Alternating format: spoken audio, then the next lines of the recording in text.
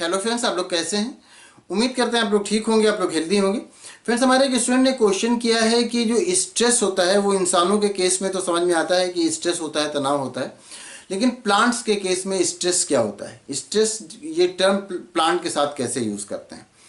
तो प्लांट्स के साथ जब ये स्ट्रेस ये टर्म यूज़ करते हैं तो उसका मतलब ये होता है कि प्लांट्स के लिए अनफेवरेबल कंडीशन, प्लांट के ग्रोथ के लिए, प्लांट के सर्वाइव करने के लिए, प्लांट्स के डेवलपमेंट के लिए जो अनफेवरेबल कंडीशन होती है, तब उसको कहा जाता है वो स्ट्रेस इन प्लांट, मतलब वो प्लांट के लिए स्ट्रेस है। तो जो स्ट्रेस वाला टर्म है वो प्लांट्स में भी यूज़ होता है, लेकिन प्लांट्स के लिए जो ग्रोथ हो या डेवलपमेंट हो या उनकी लाइफ के लिए जो ऐसी कंडीशंस जो कि फेवरेबल ना हो, तब वो उसके प्लांट्स के लिए स्ट्रेस ये टर्म यूज़ किया जाता है। और इसके लिए दो फैक्टर्स रिस्पॉन्सिबल होते हैं। एक फैक्टर को आप बायोटिक फैक्टर कह सकते हैं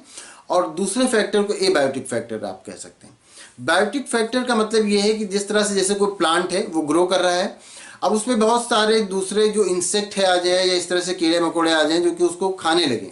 और उसका डेवलपमेंट ठीक से ना हो, तो ये भी प्लांट के लिए एक स्ट्रेस है।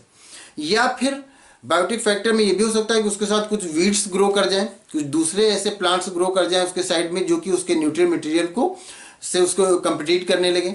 जो कि न्यूट्रिएंट मटेरियल खुद लेने लगे, तो ये भी उसके लिए स्ट्रेस वाली कंडीशन होगी। अब इस कंडीशन में क्या होगा कि उसको न्यूट्रिएंट मटेरियल जितना चाहिए उतना हो सकता है कि ना मिल पाए, क्योंकि दूसरे प्लांट्स भी उसके साथ में आ गए हैं जो कि न्यूट्रिएंट मटेरियल को एब्जॉर्ब करने लगे हैं, लेने लगे हैं। या ऐसा भी हो सकता है कि उसके साथ कुछ प्लांट्स आ जाएं जो कि बड़े बड़े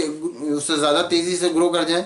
और उससे उसको अच्छे से सनलाइट ना मिल सके, तो ये भी उसके लिए स्ट्रेस वाली कंडीशन है। तो ये सब कंडीशंस की कीड़े मकोड़े आ जाएं, इंसेक्ट और ये वीड्स वगैरह, तो ये प्लांट्स के लिए जो स्ट्रेस वाली कंडीशन है इसमें बायोटिक फैक्टर्स जिम्मेदार हैं, बायोटिक फैक्टर्स रिस्पॉन्सिबल हैं। लेकिन अगर एबायोटिक फैक्टर्स की बात करें तो जैसे इन्वायरमेंटल कंडीशन है कि बहुत ज़्यादा टेम्परेचर हो गया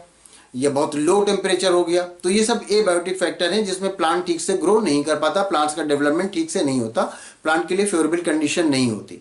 तो ये सारे फैक्टर्स जो इन्वायरमेंट से रिलेटेड होते हैं, टेम्परेचर है या सूखा है, वाटर ना मिल रहा हो, या फिर बहुत ज़्यादा वाटर आ जाए, वाटर लॉजिंग की प्रॉब्लम हो, तो फिर ये सारे फैक्टर्स जो हैं ये इन्वायरमेंटल फैक्टर हैं या एबायोटिक फैक्टर हैं।